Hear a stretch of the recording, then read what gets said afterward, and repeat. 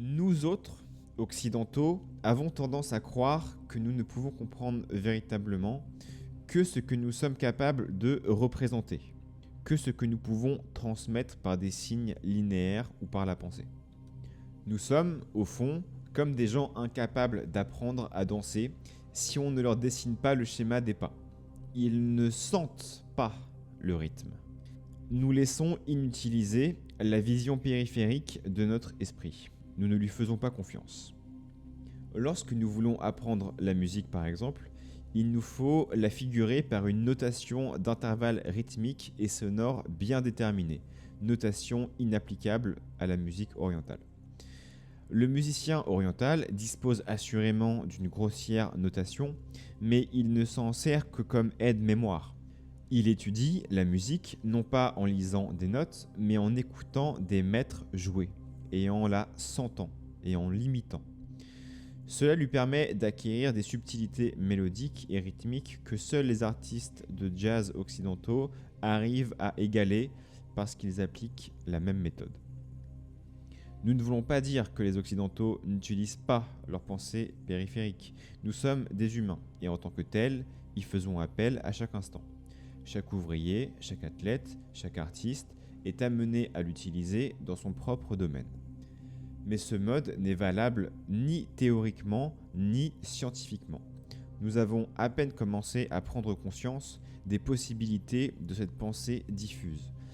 Et il nous arrive rarement de concevoir que l'une de ces applications la plus importante concerne précisément cette connaissance de la réalité que nous essayons d'atteindre par les spéculations laborieuses de la théologie, de la métaphysique et de la déduction logique.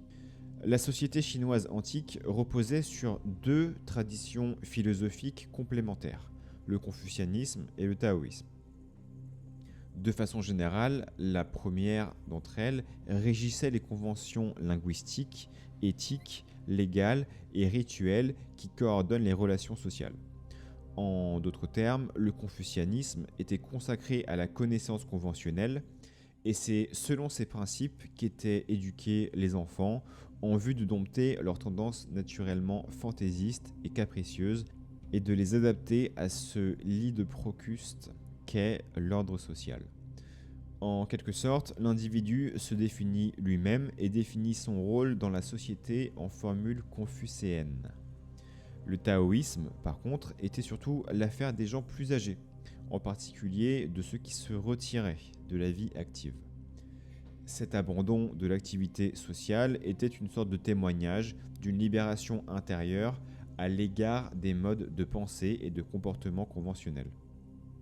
Le taoïsme, par conséquent, c'est la poursuite de la connaissance non conventionnelle, de la compréhension directe de la vie sans passer par la médiation d'une représentation mentale linéaire et symbolique. Le confucianisme vise à plier la spontanéité primitive de la vie aux règles rigides de la collectivité, tâche qui implique non seulement des conflits et des souffrances, mais également la perte de ce naturel et de cette spontanéité spécifique si séduisant chez les petits-enfants, et que retrouvent parfois les saints et les sages. Le rôle du taoïsme, par contre, est de guérir les inévitables désordres qu'entraîne cette discipline.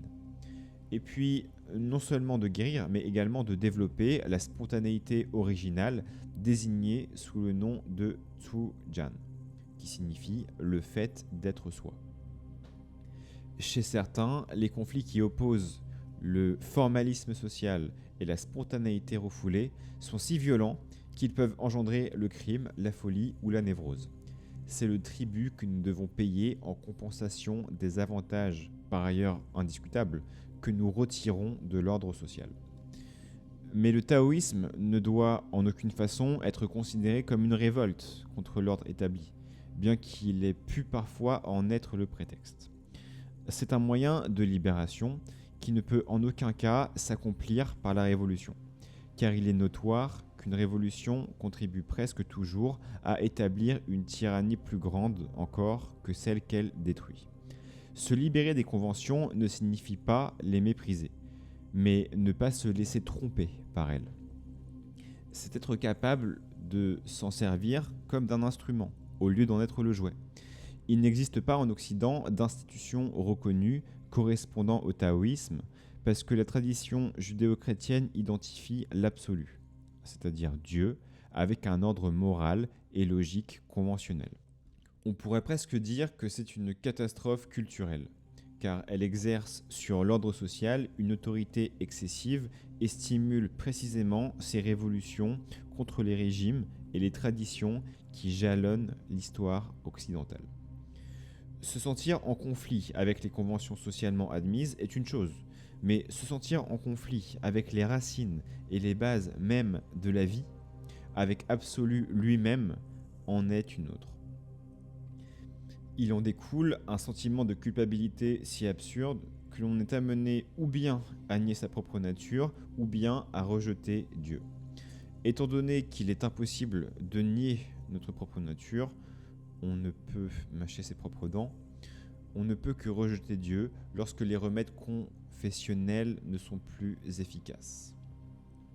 La révolte contre Dieu, comme toute révolte, fait place à une tyrannie plus sévère, celle du régime étatique absolu, plus sévère car elle est sans merci et qu'elle ne reconnaît rien en dehors des pouvoirs de sa juridiction. Tant que cette juridiction restait soumise à l'ordre divin, son représentant temporel, l'Église, était toujours disposée à admettre que personne ne pouvait prévoir les limites de sa magnanimité, bien que les lois divines restent immuables. Lorsque le trône de l'absolu devient vacant, le relatif l'usurpe, et c'est alors qu'il commet l'idolâtrie vraie, l'authentique agression contre Dieu en transposant un concept, une abstraction conventionnelle, dans l'absolu. Mais il est improbable que le trône soit devenu vacant s'il ne l'était en quelque sorte déjà, et si la tradition occidentale avait eu à sa disposition quelques moyens de concevoir directement l'absolu, sans passer par l'intermédiaire de l'ordre conventionnel. Le mot absolu nous suggère évidemment quelque chose d'abstrait et de conceptuel, tel qu'une entité pure, entre guillemets. L'idée que nous nous faisons de l'esprit, par opposition à la matière, semble plus apparentée à l'abstrait qu'au concret. Mais pour le taoïsme, comme pour les autres modes de libération, l'absolu ne doit jamais être confondu avec l'abstrait. En outre, si nous disons que le Dao, ainsi que l'on désigne la réalité ultime, représente plutôt le concept que l'abstrait, d'autres confusions peuvent encore surgir, car nous avons accoutumé d'associer le concept avec le matériel, le physiologique, le biologique et le naturel, par opposition au surnaturel. Selon les conceptions taoïstes et bouddhistes, ce sont là encore des termes propres aux sphères conventionnelles et abstraites de la connaissance.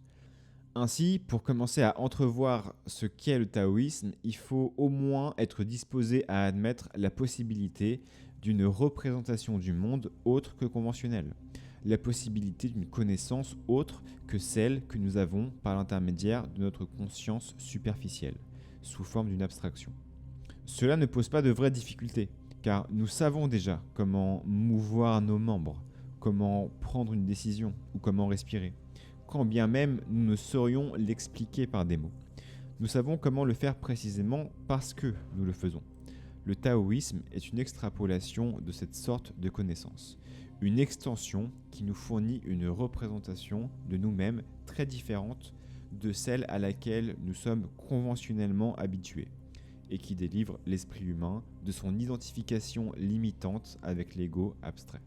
Selon la tradition, le promoteur du taoïsme, Lao Tzu, était un contemporain plus âgé de Kongfutsu, ou Confucius, mort en 479 avant Jésus-Christ.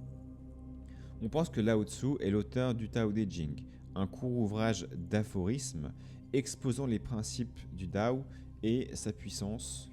Mais la philosophie traditionnelle chinoise attribue au taoïsme et au confucianisme une origine plus ancienne, et qui serait la base réelle de la pensée et de la culture chinoise, ce qu'on appelle le I Ching. Tout pratiquant du I Ching sait que sa méthode n'est pas une science exacte, mais un instrument utile et efficace s'il possède une intuition suffisante, ou comme il dirait, s'il est dans le Dao. On ne consulte pas l'oracle sans une préparation convenable, sans avoir observé sereinement et méticuleusement le rituel prescrit, afin d'amener l'esprit dans cet état de quiétude supposé être favorable à l'intuition.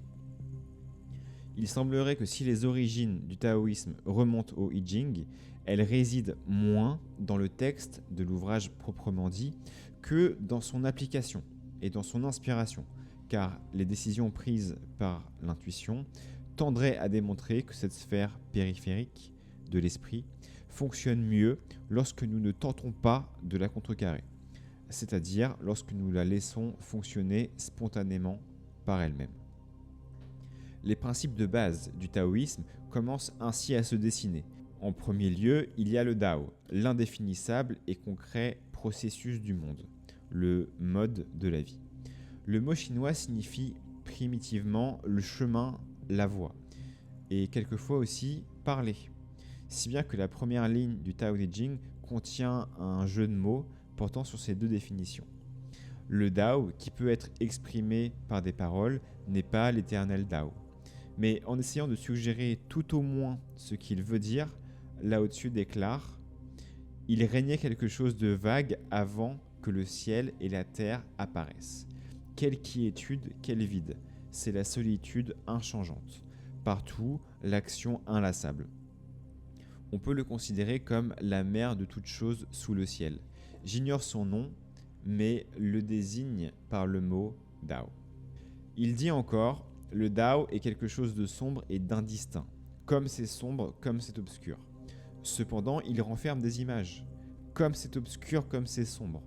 Cependant, on y trouve des choses, comme c'est flou, comme c'est vague. Cependant, au-dedans réside une puissance mentale. Et parce que cette puissance est vraiment réelle, en elle est la confiance. » Il dit encore « Le principe du Dao est la spontanéité. » La spontanéité ne constitue cependant en aucun cas une tendance aveugle et désordonnée, ni une simple manifestation de caprice. Une philosophie limitée aux seules possibilités du langage conventionnel ne dispose d'aucun moyen pour concevoir une intelligence n'agissant pas selon un plan ou un ordre de pensée fractionné par le temps. Le fonctionnement inconscient des structures organiques de notre corps est la preuve concrète de l'existence d'une telle forme d'intelligence. Le Dao ne sait pas comment il crée l'univers, pas plus que nous ne savons comment nous construisons notre cerveau. Chuang-Tzu, le fameux successeur de Lao Tzu, dit en substance « Les choses se créent autour de nous. Personne n'en connaît l'origine. Elles surgissent, mais personne ne comprend vraiment d'où elles sortent. » Il dit encore, dans le Tao Te Ching, « Le grand Dao coule partout, vers la gauche et vers la droite. Toutes choses existent par lui et il ne les abandonne jamais. Il ne pose pas de conditions à ses réalisations. Il les aime et les nourrit toutes, mais ne les tyrannise jamais. » Selon la conception occidentale courante, Dieu est conscient de lui-même, c'est-à-dire qu'il est absolument transparent à l'égard de son propre entendement.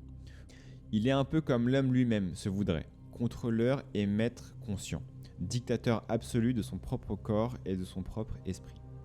Le Tao, lui par contre, reste mystérieux et obscur, comme l'exprimait il n'y a pas si longtemps un bouddhiste zen. Il y a une chose au-dessus, il supporte le ciel.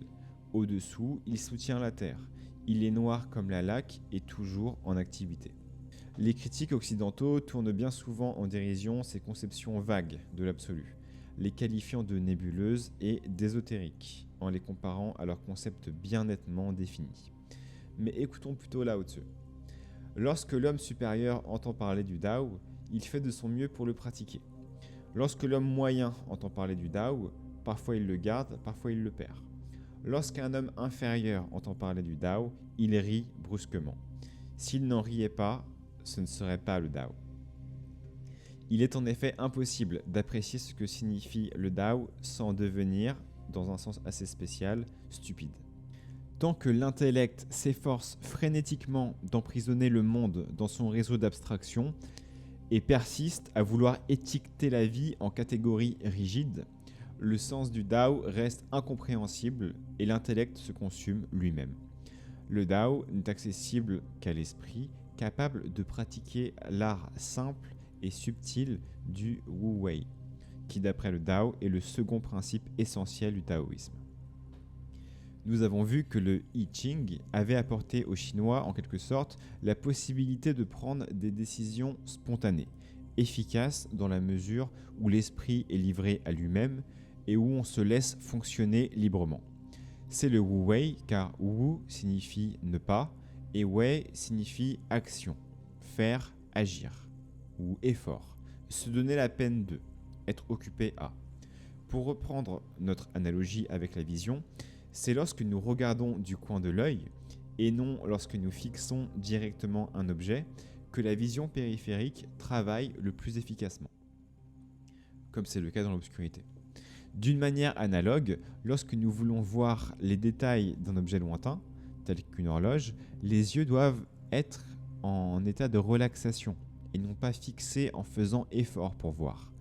Ce n'est pas en mettant les muscles de la bouche et de la langue en mouvement que l'on perçoit plus intensément les saveurs d'un aliment. Il faut laisser les yeux et la langue remplir librement leur fonction. Mais ayant accordé une confiance excessive à la perception centrale, à l'étroit faisceau de l'œil et à l'esprit, nous ne pouvons retrouver les facultés de la perception périphérique globale sans tout d'abord se détendre. L'équivalent mental ou psychologique de cette relaxation consiste en une stupidité particulière à laquelle Lao Tzu et Chuang Tzu font si souvent allusion. Il ne s'agit pas seulement d'une quiétude de l'esprit, mais d'une déconnexion, d'un dessaisissement. L'esprit de l'homme est fait comme un miroir. Il ne saisit rien, mais ne repousse rien. Il reçoit, mais il ne conserve pas, dit Chuang Tzu. On pourrait presque dire qu'il s'évapore lui-même afin de compenser une clarté trop vive. C'est ainsi que Lao Tzu dit de lui-même « Écarte l'intelligence et il n'y a pas d'anxiété. Les gens en général sont si heureux comme s'ils assistaient à un festin, ou comme s'ils gravissaient une tour au printemps. Mais moi seul suis paisible et n'ai pas fait un geste, comme un bébé encore incapable de sourire, délaissé comme si je n'avais pas de toit où m'abriter. Tous les autres ont plus que le nécessaire, et moi seul semble dans le dénuement. Peut-être ai-je l'esprit d'un insensé, si ignorant. Les gens ordinaires semblent brillants, moi seul suis stupide. Les gens du commun sont perspicaces, moi seul apparais obtus. Je suis indifférent comme si j'étais obscur, ballottant comme si je n'étais attaché à rien. Les gens ont tous en général quelque chose à faire. Moi seul semble inutile et maladroit. Moi seul suis différent des autres, mais je sais la valeur qu'il y a à rechercher la nourriture du Tao. On retrouve dans la plupart des écrits taoïstes un certain degré d'exagération, qui est en fait une sorte d'humour ou d'autocaricature. Sur le même thème, voici ce qu'écrit Chuang Tzu. L'homme de caractère vit chez lui sans se livrer à des activités mentales et agit sans souci. Il ne s'inquiète pas de savoir s'il a raison ou tort, les louanges et le blâme le laissent indifférent. Si à l'intérieur des quatre mers tous les hommes peuvent se réjouir, il en est heureux. De maintien triste, il semble à un bébé qui aurait perdu sa mère. L'air stupide, il erre comme celui qui a perdu son chemin. Il a beaucoup d'argent à dépenser, mais il ne sait d'où il vient. Il boit et mange juste selon ses besoins et ignore d'où vient la nourriture. Lao Tzu est encore plus catégorique dans sa condamnation apparente de l'intelligence conventionnelle. Écarte la sagacité, repousse le savoir, et les gens en bénéficieront 100 fois. Chasse l'humanité, repousse la justice, et les gens retrouveront l'amour du prochain. Chasse l'intelligence, chasse l'utilitaire, et il n'y aura plus ni voleur ni brigand. Sois toi-même, recherche la sincérité, minimise ce qui est personnel et réduit les désirs. Il ne s'agit pas ici de cantonner l'esprit humain dans un vide stupide, mais de faire intervenir son intelligence innée et spontanée sans la forcer. Il est essentiel pour la pensée taoïste, comme pour la pensée confucéenne, de faire confiance à l'homme naturel, et si l'on juge selon leur point de vue, la méfiance occidentale, théologique ou technologique à l'égard de la nature humaine, apparaît comme une sorte de schizophrénie. Il serait impossible, du point de vue taoïste ou confucéen, de se croire naturellement mauvais. Et pour finir, avec une dernière citation de Chuang Tzu, « Si le langage le permettait, il ne faudrait qu'un jour entier pour expliquer le Dao. Étant donné qu'il est inadéquat, il faut ce laps de temps pour expliquer les existences matérielles. Le Dao est au-delà des existences matérielles. Il ne peut être communiqué ni par des mots, ni par le silence. »